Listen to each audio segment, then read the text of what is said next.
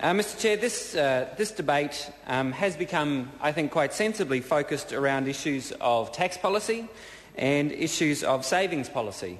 This bill addresses both issues, and I think that it's actually quite a good opportunity to have that debate around this bill. Of course, I think what's often overlooked in the debate around this bill is that the first part of the bill is the annual rates part of the bill. That is that Clause 3 of the bill sets the annual rates for the 2010-2011 tax year and basically is implementing the tax cuts, the income tax cuts that the government has introduced through Clause 3 of this bill. Those tax cuts that the government has introduced basically involve borrowing to give tax cuts for upper income earners. Even when you look at the government's budget overall in a net position, looking at all of the tax changes put together, the government still has to borrow around $1 billion over 4 years in order to fund the tax changes. But the cuts to income tax themselves cost considerably more than that. Of course, they're slightly they're balanced off to some degree by the increase in GST and some other smaller changes.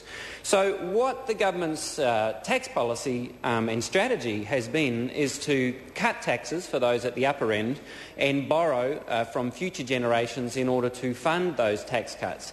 Now, the Green Party thinks that borrowing in order to fund tax cuts for upper income earners is not a very clever economic strategy. The reason we think it's not a very clever economic strategy is that it will increase inequality in our country, in a country which already has major problems with inequality, and it will add enormous levels of debt onto future generations.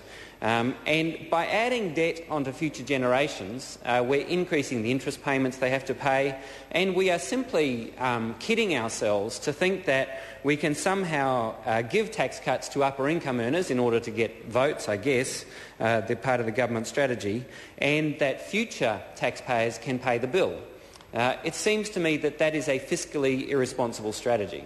The Green Party doesn't support increasing borrowing in order to pay for tax cuts for upper income earners.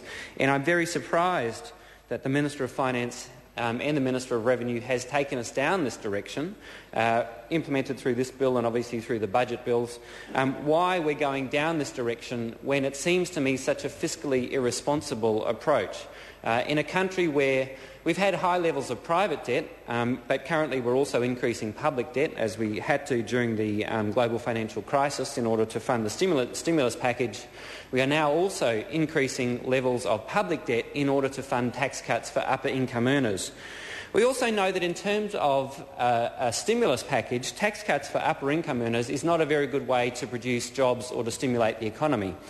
We know that if you deliver tax cuts to low income earners, they tend to spend most of the money because they simply can't afford to save it. Whereas if you deliver tax cuts to upper income earners, they're able to save it. That's the position they're in. Now, well, that's fine for them and makes perfect sense for them at an individual level.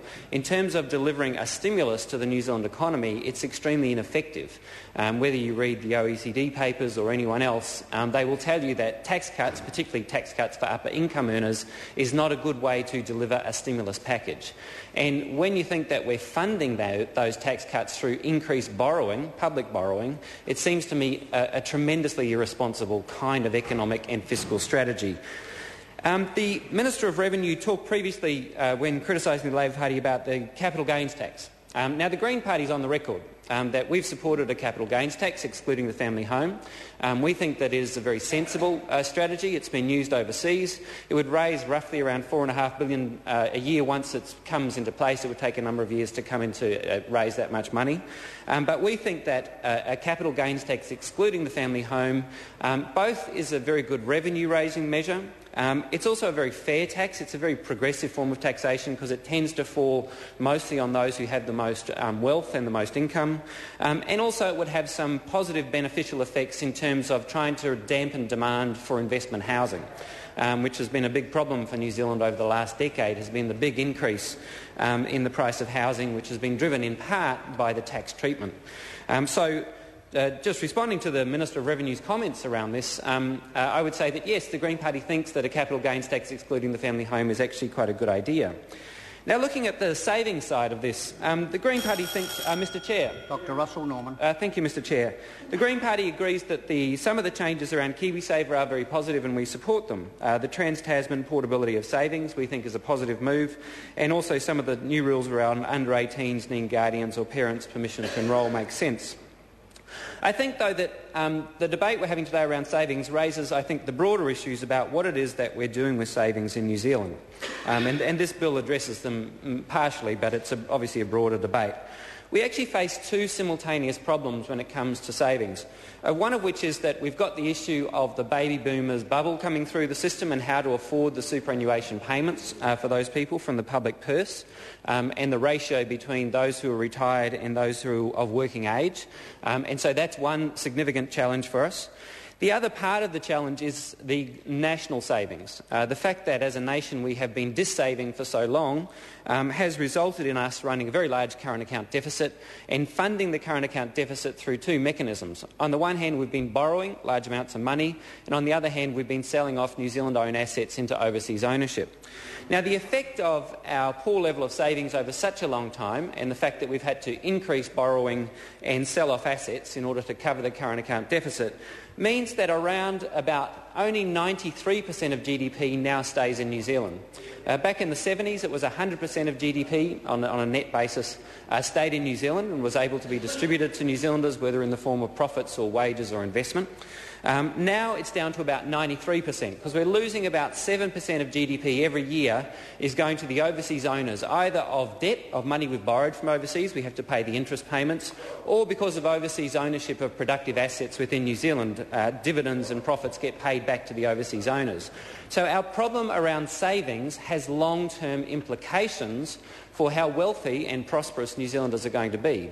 So currently only 93% of all the turnover, if you like, if you're going to measure GDP as a record of turnover, only 93% of GDP stays in New Zealand to be distributed as wages, profits and investment. And that is because we've had this savings problem. So the Green Party supports increasing savings to New Zealand, but we recognise that there's going to have to be contributions both from the employee, the individuals. There's going to have to be employer contributions and government contributions. They all need to come together. Those three parts are the three necessary parts of the savings puzzle. And so, while this bill makes some positive changes around Kiwisaver, there are much bigger issues, particularly in light of the ongoing discussion around compulsion and super, and those three components will have to be part of the solution if we are to improve our savings record using the Kiwisaver mechanism. And it was very disappointing to hear the government opposed to any kind of increase in government contributions, and it's also been disappointing to hear opposition from some employer groups about employer contributions, because that is an essential part of the package of savings and if we are to extend the Kiwi savings system further.